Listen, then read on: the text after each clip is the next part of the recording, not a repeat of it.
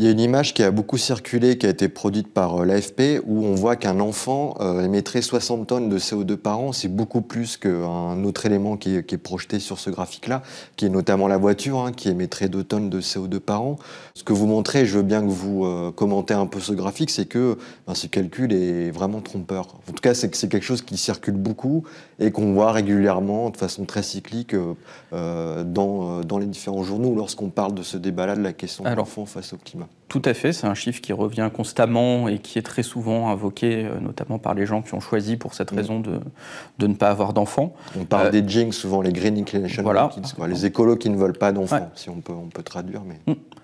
Et c'est un calcul qui est un calcul à très long terme, qui compte les émissions hypothétiques de toute votre descendance future pour toujours. Qui a été fait en juillet 2017, si je ne me trompe pas. Voilà, et qui reprend une étude de 2009 en interprétant le résultat.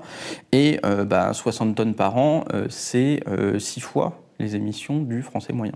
Okay. Donc on voit bien qu'on a additionné les émissions du futur, alors en plus d'une manière discutable, et les auteurs eux-mêmes ont fini par insister sur les limites de ce chiffre.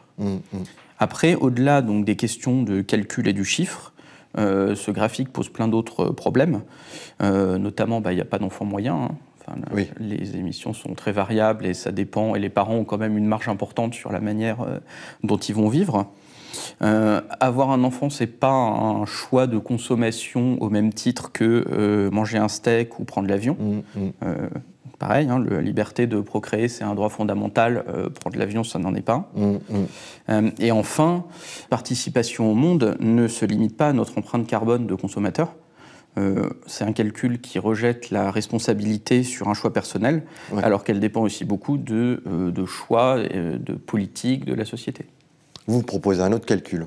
Oui. Alors, sans la descendance hypothétique et en comptant une réduction des émissions qu'on doit faire de toute façon, et j'arrive à un chiffre autour d'1 tonne par an. Donc, c'est beaucoup moins. 2 fois moins qu'une voiture. En gros, c'est ça. Alors, voilà, que de passer à une voiture électrique. C'est beaucoup moins. C'est pas entièrement négligeable, mais ça n'est pas de loin la pire chose qu'on peut faire pour l'environnement, comme on a pu le lire.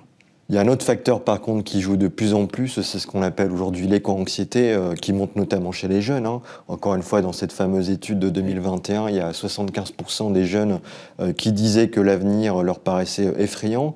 Vous pointez quand même du doigt dans le livre ce qu'on appelle le catastrophisme des collapsologues, qui nous parle d'effondrement, qui est aussi en lien justement avec ce qu'on disait au début de notre entretien, avec ce que vous appelez, vous, les échos malthusiens. Oui. Alors, effectivement, c'est l'autre grande question sur ce sujet du choix personnel, c'est la crainte que ces enfants vivent dans un avenir potentiellement horrible. Alors, c'est une crainte qui est très partagée, hein. C'est pour ça que dans le sondage initial, 40% des jeunes hésitent à avoir des enfants pour des raisons écologiques. Et c'est très fréquent. C'est la deuxième source, par exemple, deuxième cause estimée d'effondrement possible de la société après le réchauffement climatique, la surpopulation. Donc c'est quand même assez partagé comme crainte. Et c'est lié finalement à un historique, alors qui ne date pas que de Malthus, mais qui date d'avant, de craintes un peu apocalyptiques autour de la population, que ce soit la surpopulation ou la sous-population d'ailleurs. Pour revenir à cette question malthusienne, on voit aussi que le débat public, en tout cas dans nos sociétés occidentales, il a longtemps été cadré par cette pensée-là de Malthus. Il disait, je cite vraiment encore une fois, que la fécondité des pauvres, c'était un vice moral.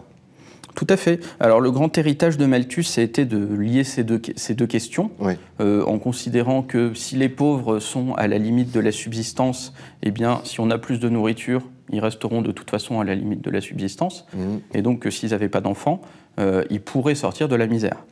Non, ça présente du coup la pauvreté comme une loi naturelle, une sorte de loi biologique qui découle de la limite des limites de l'alimentation. Tout à fait, Malthus a pas mal inspiré Darwin d'ailleurs là-dessus.